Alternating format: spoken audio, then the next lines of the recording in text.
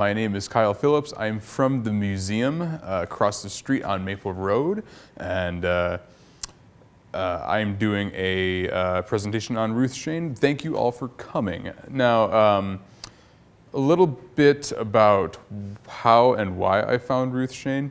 So I started working at the museum about a year ago in February. It'll be a year in February.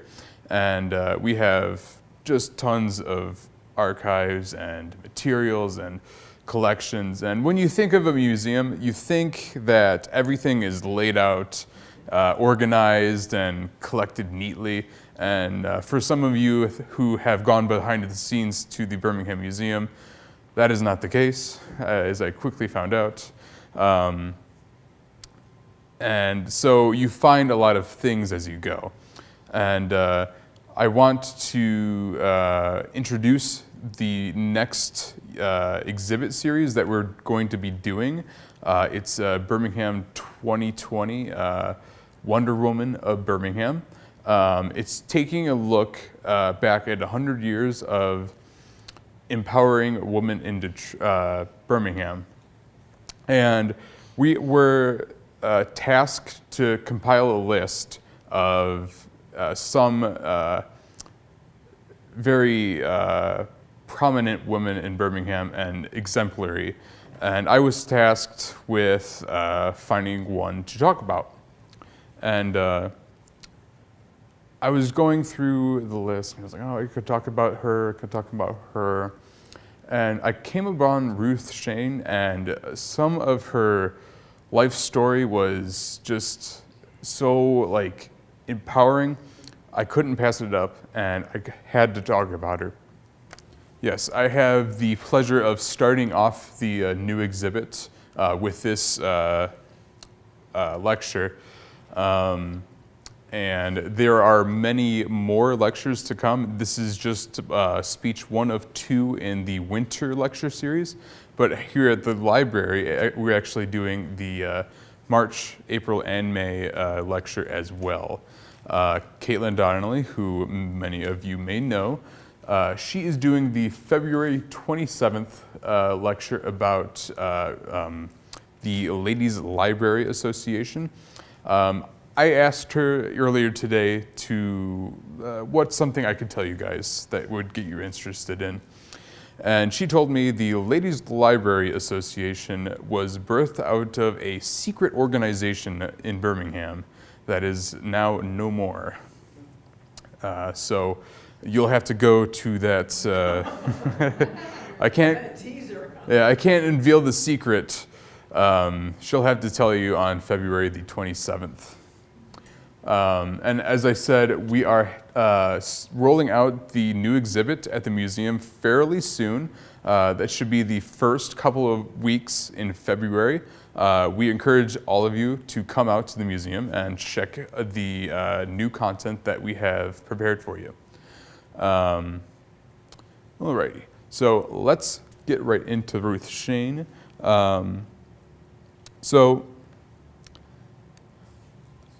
How many of you have heard of Ruth Shain? Quite a lot of you. Okay. Is there anything in particular that you know her for? Sure. In the back. Well, she started the Birmingham branch of AUW. Yes. And that's how I knew her. Okay. Yes, she was very influential in starting that. Any others? I'm sorry, but what is that acronym? American Association of University Women. Thank you. They have the book sale. Yes. Yeah, she married Charlie. She married Charlie, or Chaz, or Charles, whatever he wants to be called. Birmingham Community House. Very good. The Okay. International Lecture Series. Yes.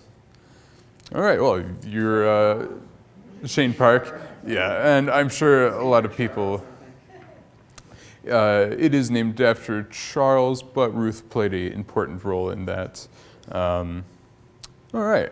So I'm glad you are familiar with her beforehand. I'm going to go through a little bit of her backstory.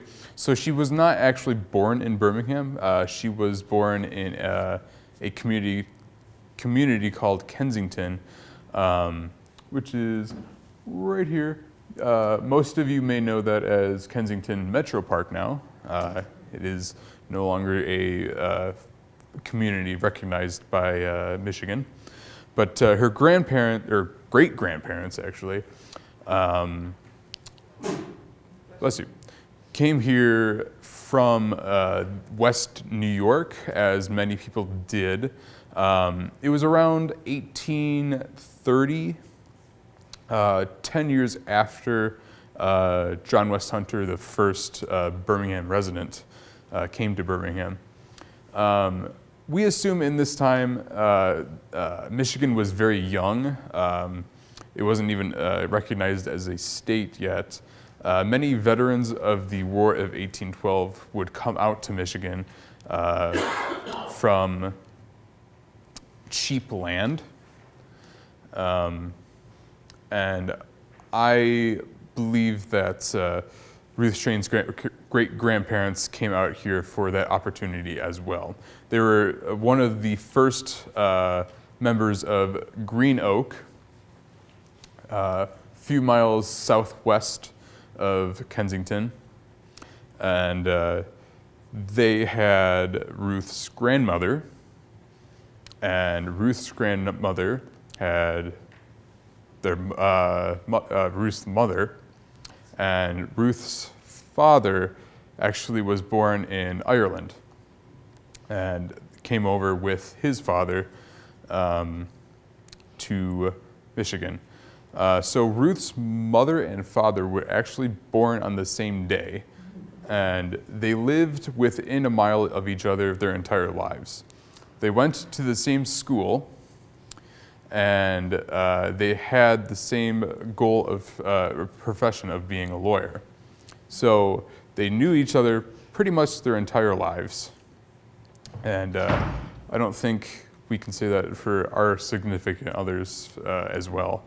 Excuse me, Kyle, did you say they were both lawyers? Ruth's mother would go on to be a teacher, but they had the same career goal of being a teacher, or being a lawyer. So something else happened. So I'm basing most of this presentation on a oral history given by Shane in 1974, a few years before her passing. In her oral history, by the way, has anybody heard her speak? Okay.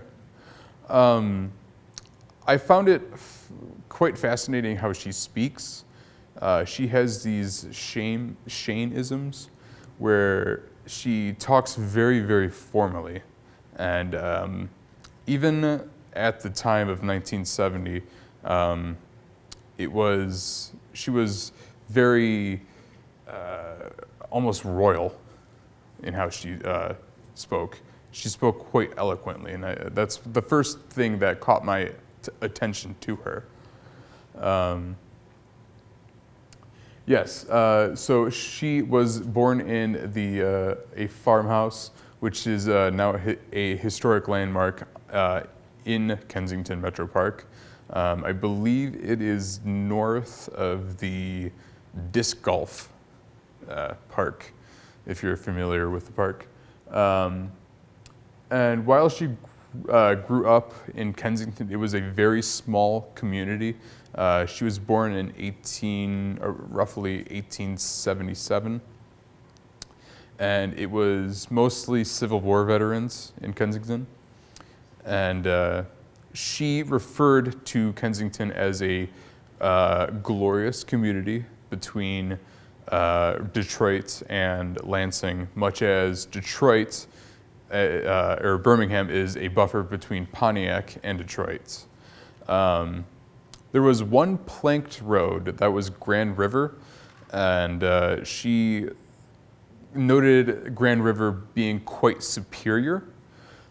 because it was planked. Now, those of you who don't know what planked roads are, it is, as it quite literally, 2 planks for a horse and buggy to walk on.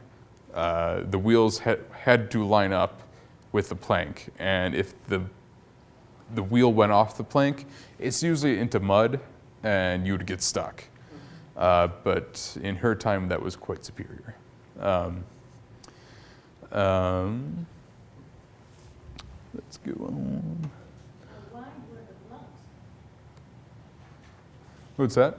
Why were they? If you look online, planked roads, the plank width could vary from just 6 to 12 inches to a couple feet.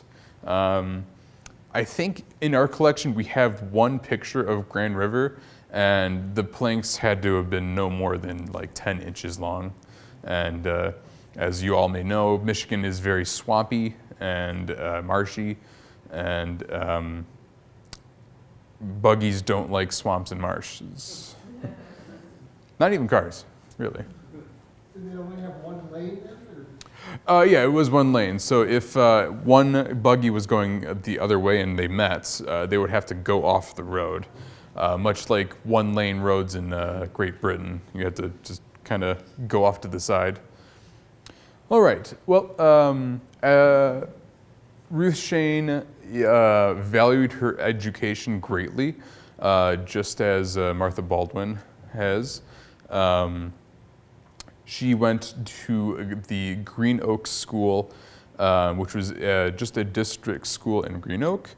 She, again, talked about it as quite superior because the teachers were adept, I believe she said. But her father became the county judge for the Livingston County. So they get to live in the county seat house, which was a very grand house. Ruth spent her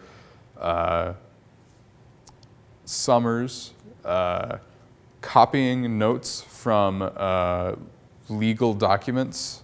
That's not how I would spend my summers. I would spend my summers swimming and playing ball. But she had a different trajectory for her life. But when they moved to the county seat in Livingston, she was really close to Ann Arbor High School. So she completed grades 9 through 12 there. And I want to note that this was the 1890s, late 1890s and early 1900s. It was very rare for even men to go to school. You would have to be quite either intelligent or wealthy, and it was very rare for even people to have like a 6th grade schooling. So for her to complete all 12 years of normal education at that time was very, I wouldn't say very, but quite rare and quite uncommon. But after she completed Ann Arbor, obviously the University of Michigan is right next door. So it was obvious that she would go to U of M. There she would study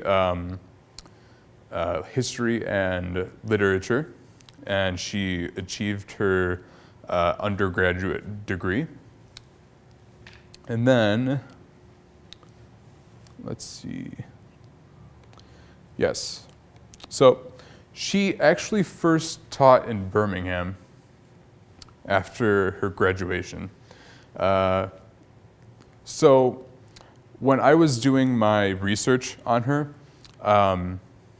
disclaimer, I'm going to spoil the story a little bit for you, but she married Charles in 1918. But she first came to Birmingham in 1908 to teach. I surmise it that she met Charles when she was a teacher for 1 year at Birmingham in 1908 because Charles' drugstore, Shane's drugstore, would open up in 1906.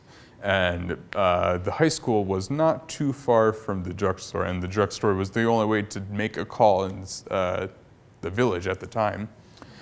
So it's very likely that Ruth met Charles at this time. But at this time, she was a teacher for high school. It was the Baldwin High School at the time. She only taught for 1 year, and there was a story, just to give you a sense of her personality a little bit. Her first year of teaching, there was a rambunctious student in her class, and the rambunctious student got all of the other classmates shaking her legs, which caused an earthquake effect. Now, no, it's 1908, so the building's foundation wouldn't be as sound as it is now. So imagine 30 students shaking their leg up and down. It caused an earthquake, so to speak. She stopped class. She demanded to know who did it. And she singled the guy out. So this student was in 9th grade. It's his 9th year. And she described him as 6'7". I don't think the guy was 6'7". Ruth Shain was quite short, so like I'm 5'9", but in reality, I'm probably 5'8". But so maybe he's 6'2". We don't know. But she singled him out, and she told him to stop, and he wouldn't respond. We all know teenagers. Oh, I didn't do it. I'm not going to fess up. So she said, all right, I'm just going to pretend you're not here for the entire school year. And for the entire school year, she pretended as if he didn't exist. Now, that made his parents kind of angry because she wouldn't give him papers to grade quizzes, so he was on the verge of failing. And they went to the superintendent about it, and Shane still said, well, he doesn't exist. I don't know his name, to the superintendent. And eventually she explained it to the superintendent what he did. But this was like 6 months in. Discipline is one thing, but geez. And the superintendent backed her up. The student had to stay back in 9th grade, the 6'7" student. But he never did it again. That one day was enough for him.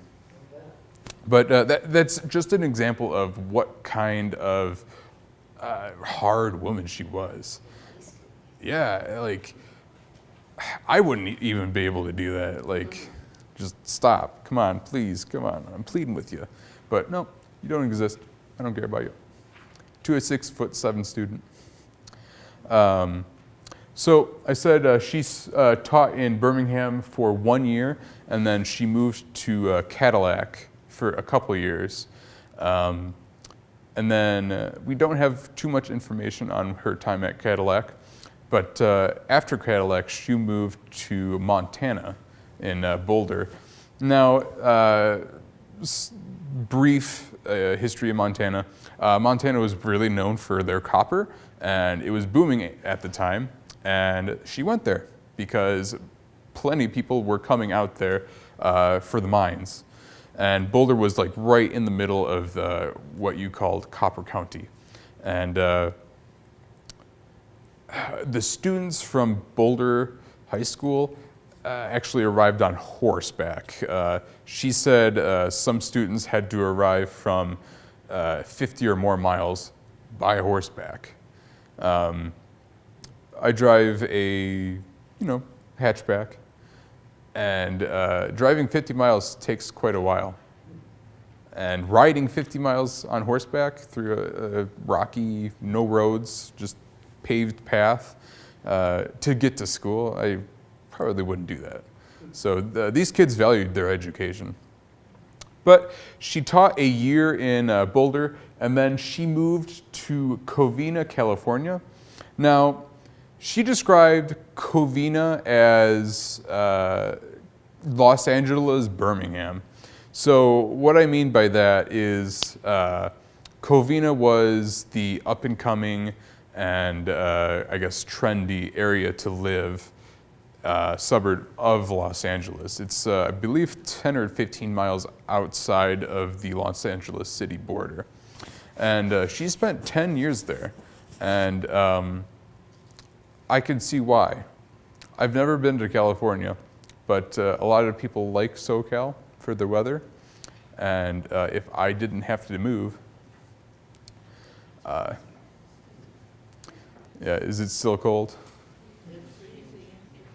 I'm sorry. It's fine, it's fine. We keep it cold so you can stay awake. But yeah, so she stayed in California for a decade, taught high school and the college level. And one thing I'll spoil again, Charles Shane spent his summers in California. Okay.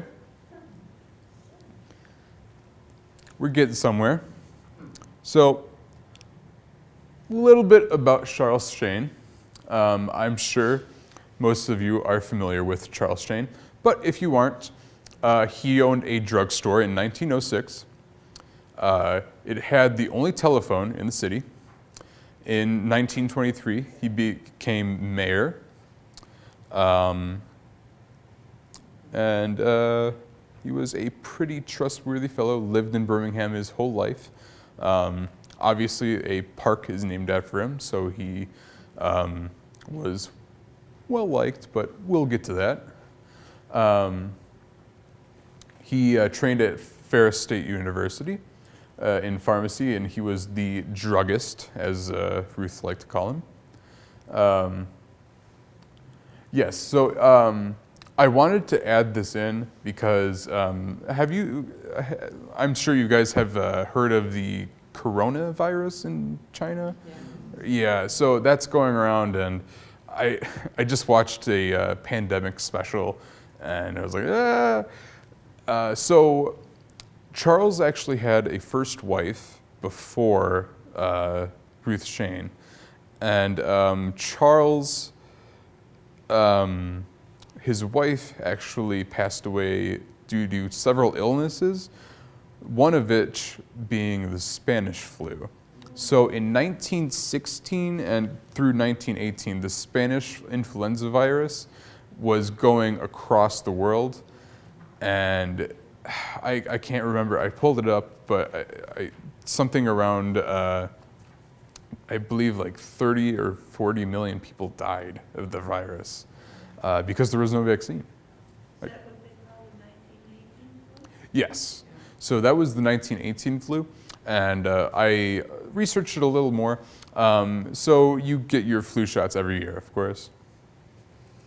Every 2 years, they give you a second salt vaccine, which is actually the vaccine to the Spanish flu, because it's still going around. And because the flu changes so much, you have to constantly get vaccinated. So I thought that was interesting to put it in there because it's rearing its ugly head again.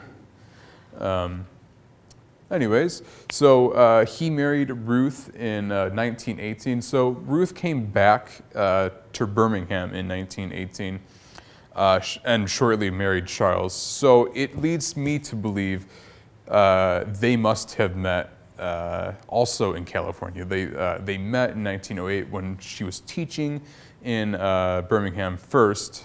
They met, and then she came out to California, and she wrote little love letters. It's like, oh hey, I'm in California. Oh, I am too. Let's meet up. And then Ruth came to Birmingham, and they got married, and they were married in all their lives. But Kyle, you have letters? You found letters that they wrote to you? not beforehand. This is just my general understanding because there's, I guess they could have made calls. No, but I mean, they communicated. Yeah, they definitely communicated because not only did they live in Birmingham and know each other, they also lived quite close to where Charles Shane summered in California as well.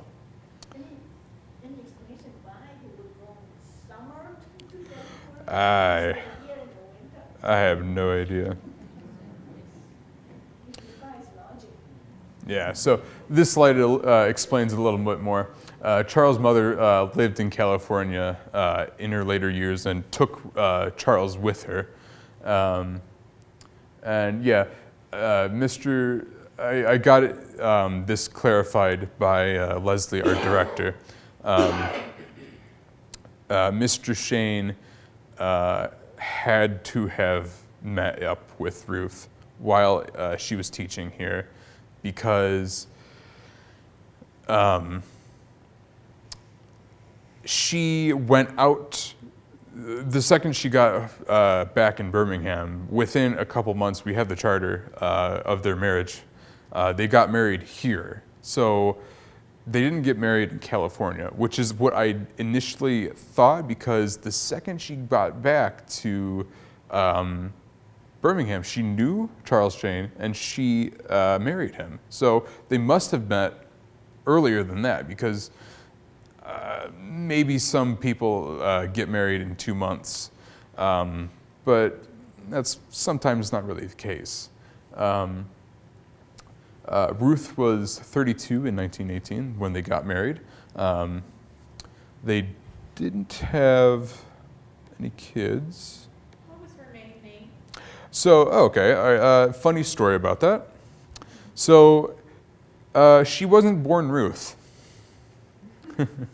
Ruth was her middle name. So she was born Layla Ruth Edgar. And she graduated from the University of Michigan in 1907 as Ruth Edgar. So sometime in her life, early years, yeah.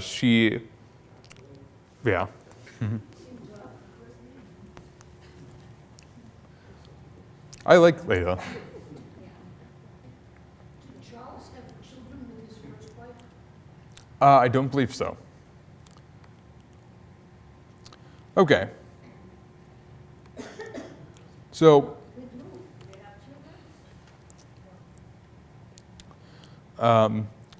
Michigan winters, am I right? That's all I have to say. So, when Ruth came back in 1918, she talked about the first winters coming back from California. So she grew up in Michigan, so she knew what Michigan winters were like. But after being in California for a decade, your perspective begins to change. Because California doesn't have winter. I checked it up. I think in Covina today it is 73 degrees and sunny. Wow. I would rather be swimming right now, and we're freezing in here. So I don't know. It's seasonal acute depression. Yes, a disorder.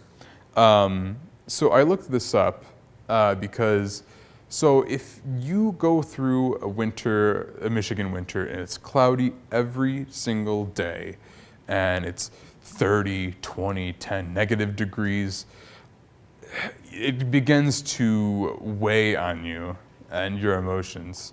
And I'm sure all of us at some point have gotten away to either Florida, California, Arizona, something, South Carolina, to get away from the winter just for like a week or two. And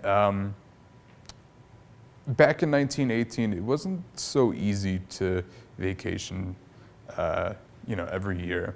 So Ruth, she said this in her oral history. When I first came to Birmingham, the first winter I was here, although I had known, of course, Michigan winters, nevertheless, I just felt I couldn't live. Maybe I'd just die because the winter was so harsh. I remember going down Pierce Street, and the buggies had gone up and down Pierce Street, and so there was ruts. And the ruts had frozen, sound familiar? And the road was very rough and hard to walk on. And I'd just fall because I was so wholesome for California, I could scarcely live. Potholes, am I right? Seems out of character for her to turn into such a wimp. I know. When she was in Montana and then California. So she turned that sadness into activeness, basically. So if I feel this way, and I'll admit straight up, I felt that way, what she said. I'm not a doctor, and I'm not diagnosing her with anything at the time, but I just want to bundle up in my sheets and wait a week and be warm. But she wasn't that kind of woman. Instead, she started doing things to keep her mind off it. She started really community engagement in Birmingham because she just wanted to keep her mind off the Birmingham winters. And I can't blame her. So, let's see.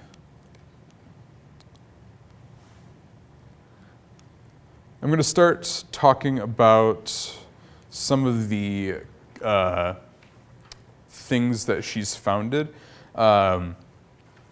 She is directly attributed to so many things in Birmingham. I can't even begin to list them all because I don't know them all, but I know the big ones. So a little bit about Birmingham in the 1910s and 20s. So Birmingham's population skyrocketed during 1910 to 20 and 20 to 30.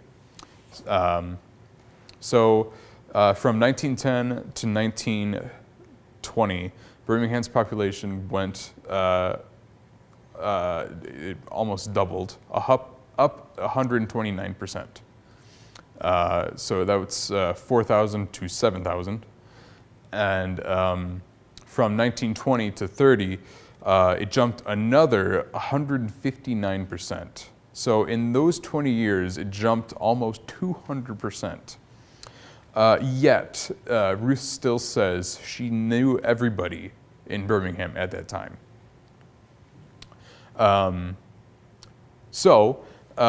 She found a few women who were also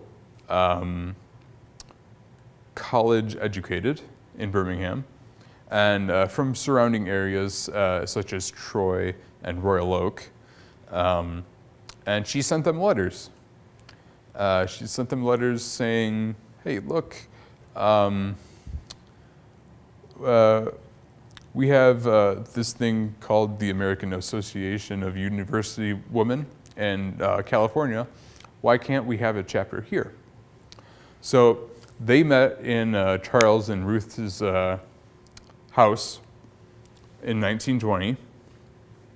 And from there, they began the Birmingham chapter of American Association for University Women. That was the first big thing that Ruth did in her years of activism. Now, from 1920 to 1940, roughly, I'll say, she started quite a lot of organizations this way. She just sent letters to like-minded people and say, hey, come to my house. I'll give you free coffee or free cookies. We can talk this out, and we really should do something. But also during this time, Charles Shane was village president or mayor of Birmingham. And in this time, it was very crucial for the both of them because Charles wanted Birmingham to just boom. Birmingham was already booming in population, and he wanted to accommodate this, the city, first and foremost. He wanted Birmingham to become his city. So in order to do that, he thought he needed three things: a city building, a common area like a park, and a library. So he bought out these 3 blocks, and all right. Okay, so he acquired these 3 blocks, but there were still people living in these blocks. So he had to evacuate everybody living in these blocks. And Ruth says they were retired farmers mostly, but there were still some young families living here. And yeah, this is the best image I could find in our records of old Shane Park. This is around 1960, and some of you might even recognize that. But I know the image on the right a little better. But there were still people living in this block, and the library block, and the city building block. So he basically politely asked them to leave with a little money. And a lot of people didn't like to move. Well, nobody likes to move. If I asked you, hey, here's your home's value and skedaddle, you probably wouldn't. So people hated him for a couple years because of this. It was hugely unpopular. This park was very contested, as well as the space for the library and the city building. They thought they didn't need it. So Ruth explains to us that when Charles was walking down the street in this way and people were coming at him, they would walk across the street and continue their walk. People would not go to his drugstore, even though he wasn't working at it at the time. They wouldn't speak to him. They wouldn't give him hand gestures or handshakes, even if he extended his hand for a handshake. And Ruth felt the brunt of it as well. She felt bad for Charles during this time, but I see it as a necessary thing to do because I see the city building, the library, and the park as integral parts to the identity of Birmingham. Ruth calls it cultural location, and I do agree with her. Say the second word, cultural what? Cultural location. So people that lived in Birmingham really came to identify themselves with the location where they were born during this time. And this was pivotal because it really gave the residents in Birmingham a location for a park, a common area, the library, and a municipal office, rather than just looking beautiful. Kyle, I have a quick question. Sure. If I wanted to know more about Mr. Shane and how he came about doing this, Mm-hmm. would that be at the museum? Yeah, we could always. Okay. I just can't believe that one man was able to buy up all Well, so it was a village council at the time. So Mr. Shane was president of the council, and all 8 members, including Harry Allen and a couple others, I believe Olson was also a part of it. They pooled their money together to buy out these areas. Yeah, they all thought it was a great idea. Did everybody hate them too? Yes, but Mr. Shane was attributed, and it's like, I'll take the blame, guys. When did they buy the properties? They bought the properties in 1923.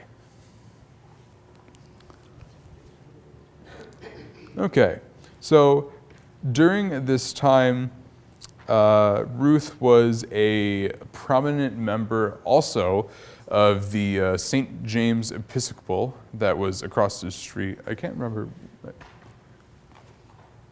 Yeah, I think it's just across the street, or is that the post office? That way, okay. All right.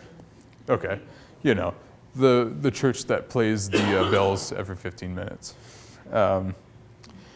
And she was a prominent member, and she was in a group of 4 or 5 other ladies, and the pastor said to them one day, hey, it's very important to center your life around God, but it's also important to center your life around activities outside of the church. So by that and that alone, or Shane and the other ladies pooled together enough money to buy a little house that I think is right there. If the St. James Episcopal Church is there, the community house is over there. So, okay. The community house looked nothing like that in 1923 when they bought it. It was a little house, a very little house. And they bought the house first initially to really center themselves around the organizations that really Shane all had a hand in. So, as I said, she was the founding member of the AAUW, American Association of University Women. She also founded the Village Players. She had a role in the Village Players. She thought it was pivotal for a growing population to have a substantial entertainment option, as she says. She also started the community house in 1923 to house both of those and other meetings that that groups were in Birmingham. She was the co-chair of the Birmingham Rotary Club while Charles was mayor. She actually went to, I believe, Denmark for the Rotary Club International meeting in 1927, which is quite an accomplishment. She also started the Birmingham chapter of the Women's Literary Club in 1919. That was their first one, and that would expand into the AAUW Birmingham chapter. She also later, I believe in 1931 or 2, laid the groundwork for the Women's Voters, or League of Women Voters, thank you. But at that time in 1931, the Great Depression hit. So the Depression was very hard for the entire country, really. No area was safe from the economic downfall of that the Depression bring, and it really took a toll on Birmingham as a whole because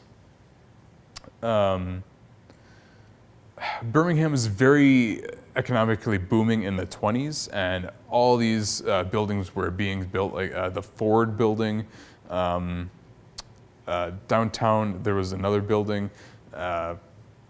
All these things were being built in 1928, and in 1929, October of 1929, the stock market crashed and everything came to a halt.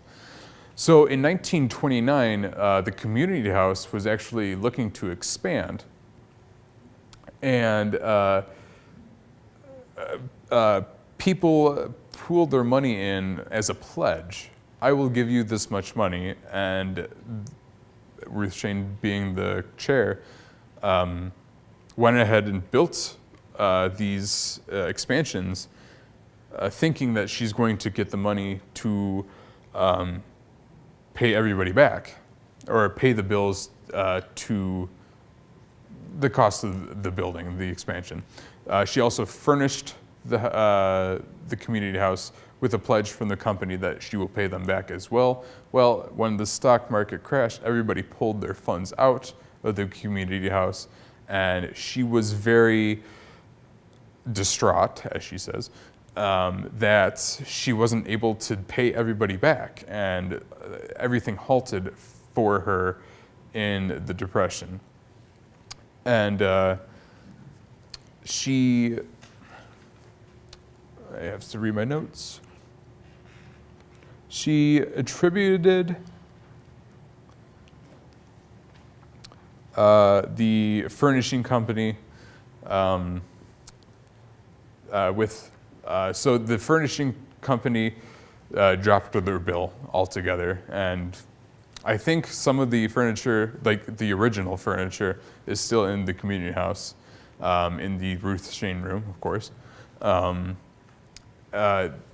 It was something extraordinary, like $4,000 in 1929, which would be about $68,000 today, and they just dropped the bill. That was very incredible for her. But at this time, people reverted to meeting in their houses because the community house still charged for groups meeting in the community house. So she thought it wouldn't come to fruition. She thought the community house would end. But the residents of Birmingham really liked the community house, and they fundraised all around the state to really keep the lights on through really the Boy Scouts and the Girl Scouts. She brought in the Boy and Girl Scouts of America to fundraise for the community house. And also in 1931, as I said, she laid the groundwork for the League of Women, League of Women Voters. But that was 1931, and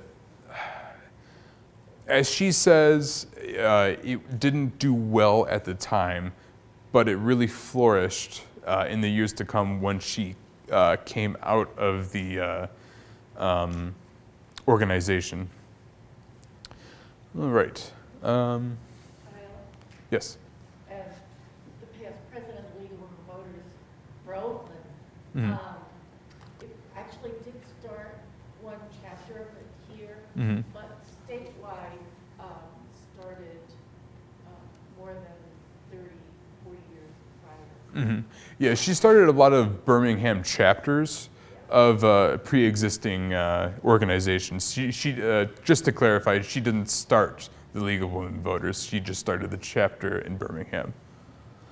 Alrighty. Later years. So, all throughout her life, after the Depression and everything, Charles passed away in 1951, but she would live to almost 102 in 1977. And that is quite a long time, I can't believe. You would see a century go by. But in her later years, she continued to work on the community house as a chairperson, not the chairhead. She was a part of the Birmingham Women's Farm and Garden Association,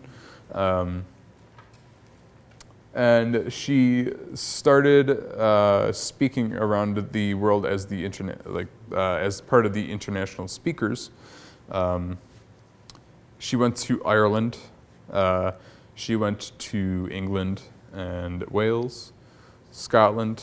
It's really interesting to me that she was so learned that she could bring the power of speaking and just really empowerment all across the world from Birmingham, really. I think that's what struck me about her, is she didn't like just staying at home, unless she created a club in her home. She was really a go-getter, and I've lived in Michigan my whole life, as many of you might have, and hey, the winters suck, you know? 2015, the winter, the worst ever. I didn't go ahead and create an entire club because I was bored and sad, but she did. And it's just so heartwarming to hear that she is so go-getting and just let's just start a community house because my pastor really told us to get out there. So we're going to buy this house. I don't know how it's going to go, and look at it now. She really attracted a lot of her kind to herself, and that's why she really was, she was liked, but she was very successful. I would echo that sentiment.